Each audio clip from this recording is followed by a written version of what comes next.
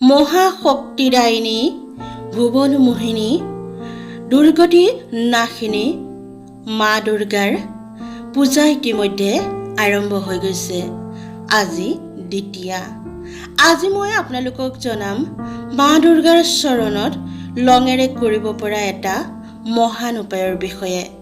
আমাৰ জীৱনত দুখ দুৰ্গতি কষ্ট নাশিনী শক্তিদায়িনী বিঘ্নিনাশক মা দুৰ্গাৰ চৰণত যদি আপুনি এই নৱৰাত্ৰিত 9 দিনে দশমী দিন বাদে 9 দিনে আপুনি যদি এইকেইটা কাম কিছুমান উপায় আপুনি কৰে, যিকেইটা উপায় কৰিলে আপোনাৰ জীৱনত দুখৰ পৰা মুক্তি পাব। যিখিনি উপায় যদি একচিতে একমনে খুব ভক্তিভাৱে দৃঢ় বিশ্বাসে কৰে, তেতিয়াহ'লে পথৰ ভিক্ষাৰী এজনো ৰাজা হ'ব পাৰে, কোটিপতি হ'ব পাৰে। যদিহে আস্থা আছে, যদি মাৰ ওপৰত বিশ্বাস আছে, প্ৰভু ভগৱন্তক বিশ্বাস কৰে, তেতিয়াহ'লে আপুনি এই উপায় কৰক।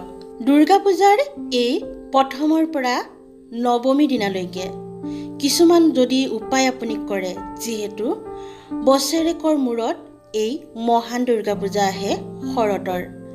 এই দুৰ্গা পূজাত বছৰটোৰ কাৰণে বিপদ বিঘিনি আৰু ঘৰখনৰ সুখ শান্তি, লগতে পতি পত্নীৰ মাজত মিলাপ্ৰীতি, পৰিয়ালৰ মাজত সদ্ভাৱ সম্প্ৰীতি, য'তেই যায় ততেই সফলতা লাভ, ব্যৱসায় বাণিজ্য আদিত আপোনাৰ বেচা বিক্ৰীৰ পৰা লাভৱান হোৱা আদি বিভিন্ন ধৰণৰ আপুনি সুফল লাভ কৰিবলৈ, সফলতা পাবলৈ এই 9 দিনে কৰিব পাৰে কিছুমান মহান উপায়। আজি মই লঙেৰে কৰিবলৈ দিম আপোনালোকক এটা উপায়। এইখিনিতে এষাৰ কথা আপোনালোকক কওঁ। দুৰ্গা পূজা আহিলে বুলিয়েই দুৰ্গা পূজা পাতিলে, লক্ষী পূজা পাতিলে, কালী পূজা পাতিলে, সৰস্বতী পূজা পাতিলে নহয়নে? কেৱল পূজা ধনদায়িনী হিচাপে সফলতা লাভৰ ওপৰত আপোনালোকে এই মাসকলক পূজা কৰে। কিন্তু এটা ব্যৱহাৰিক দিশত যদি আপোনালোকে চাই, ঘৰখনৰ যিগৰাকী লক্ষী, প্ৰতিগৰাকী মহিলাই একোগৰাকী লক্ষী মা, দুৰ্গা মা, সৰস্বতী। সময়ে সময়ে তেওঁ সৰস্বতী ৰূপ ধাৰণ কৰিব পাৰে এগৰাকী মহিলাই, সময়ত তেওঁ দুৰ্গা ৰূপ মা কালী ৰূপ ধাৰণ কৰি শত্ৰুনাশো কৰিব পাৰে। কিন্তু ঘৰখনৰ যিগৰাকী আপোনাৰ মহিলা, পতিসকলে পত্নীসকলক যদি সন্মান নকৰে, নিজৰ ঘৰখনৰ পত্নীক মহিলাগৰাকীক দুখ দি অত্যাচাৰ কৰি সন্মান নকৰি যদি আপুনি মা পূজা হাজাৰ লাখ টকা খৰচ কৰিও পাতে, সেই পূজা সফল কেতিয়াও নহয়। ঘৰখনৰ লক্ষ্মীগৰাকী যদি সন্তুষ্ট নাথাকে, তেতিয়াহ'লে আপোনাৰ ওচৰত মা লক্ষ্মী সন্তুষ্ট কেনেকৈ হ'ব? মা দুৰ্গা সন্তুষ্ট কেনেকৈ হ'ব? যেনেদৰে ধৰাত এই মাতৃসকলক পূজা কৰাৰ নিয়ম শাস্ত্ৰজ্ঞ অনুসৰি প্ৰচলিত হৈ আহিছে আমাৰ আদিম যুগৰ পৰা, তেনেকৈয়ে আপোনাৰ ঘৰখনৰ, আপোনাৰ চুবুৰীয়াৰ, আপোনাৰ গাঁওখনৰ, আপোনাৰ জিলাখনৰ, অঞ্চলটোৰ, গোটেই দেশখনৰে মহিলাসকলক সন্মানৰ চকুৰে চাবলৈ লওক। হৈ থকা নাৰীৰ ওপৰত নিৰ্যাতন নাইকিয়া কৰক। ঘৰখনৰ মহিলাগৰাকীয়ে যেন সুখত থাকে তাৰ প্ৰতিও লক্ষ্য ৰাখক। তেতিয়াহে মাক সন্তুষ্ট কৰিব পাৰিব।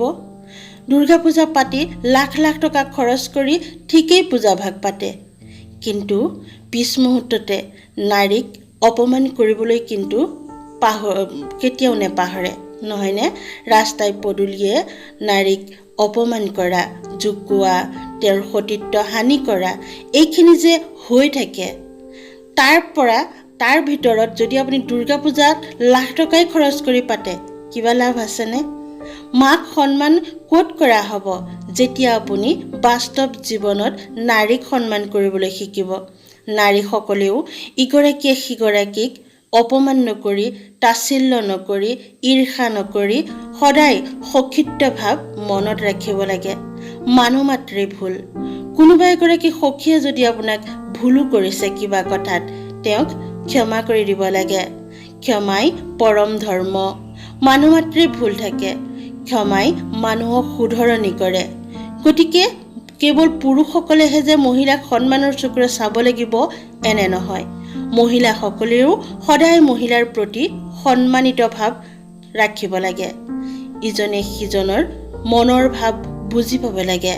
ঈৰ্ষা ভাৱ নানি ইজনে সিজনৰ বদনাম নৰতি সক্ষিপ্ত ভাৱ মনলৈ আনিব লাগে। সদায় যদি পজিটিভিটি লয়, তেওঁ গাত থকা কিছুমান গুণ, কিছুমান কথা আপুনি দেখা আপোনাৰ চকুত যিখিনি বেয়া যেন লাগে, সেইখিনি যদি আপুনি সকাৰাত্মকভাৱে লয়, তেতিয়াহ'লে বাৰু আমাৰ নাৰীৰ সমাজত, নাৰীৰ মাজতে, নাৰীৰ প্ৰতি ইমানখিনি যে হৈ থাকে পৃথিৱীখনত, সেইখিনি বাৰু দূৰ নহ'বনে? নাৰীয়ে যেতিয়া নাৰীক সন্মান কৰিব নাজানে, নাৰীয়ে যেতিয়া নাৰীৰ শত্ৰু হৈ পৰে, তেতিয়াহ'লে পুৰুষৰ পৰানো আপুনি কি আশা কৰিব পাৰে? গতিকে মই সকলো পুৰুষ একে নহয় সেই কথা জানো। কিছুমান পুৰুষ আছে মহিলাক মা ৰূপে জ্ঞান কৰে, তেওঁলোকে মহিলাক সন্মান কৰিব জানে। কিন্তু কিছু এনেকুৱা লোক আছে যি নেকি নাৰীক কেৱল ভোগৰ সামগ্ৰী বুলি ভাবে, তেওঁ ঘৰখনৰ এগৰাকী চাকৰণী বুলি ভাবে।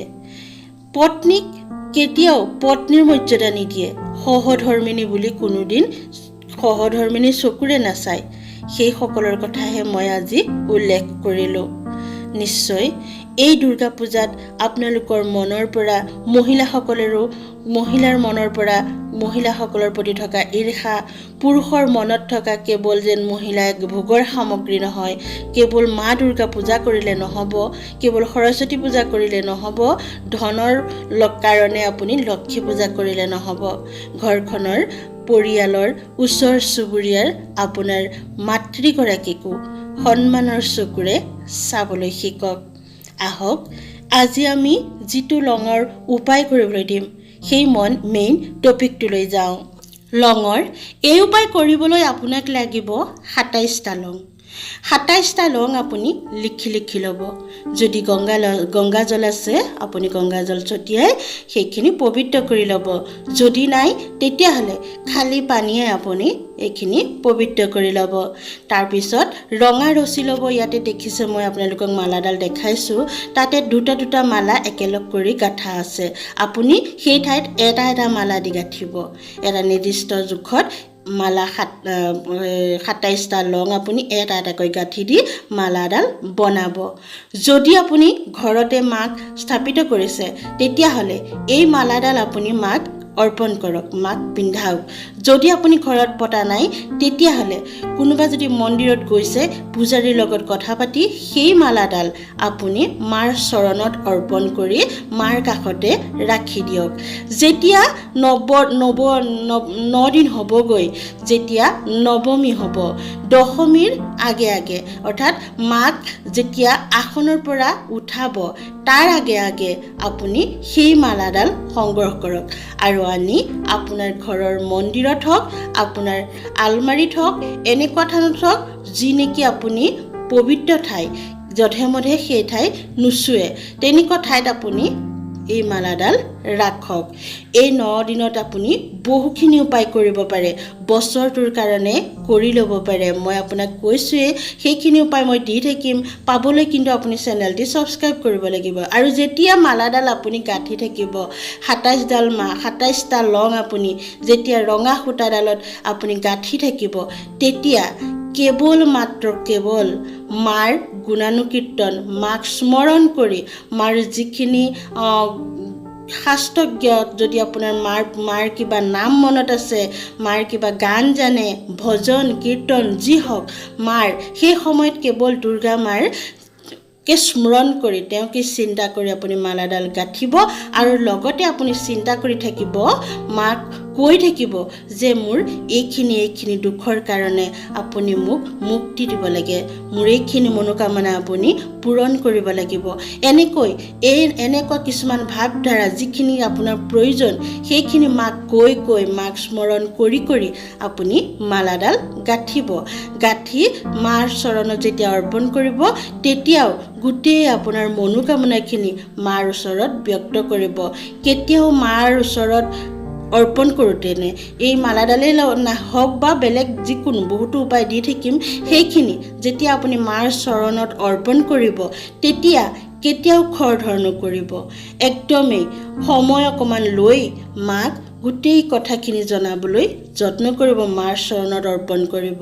তাৰপিছতে কৈছোঁৱে মই 20 বছৰত আপুনি এইডাল নদীত উটুৱাই দিব, পুনৰ আপুনি এডাল মালা গাঁঠিব।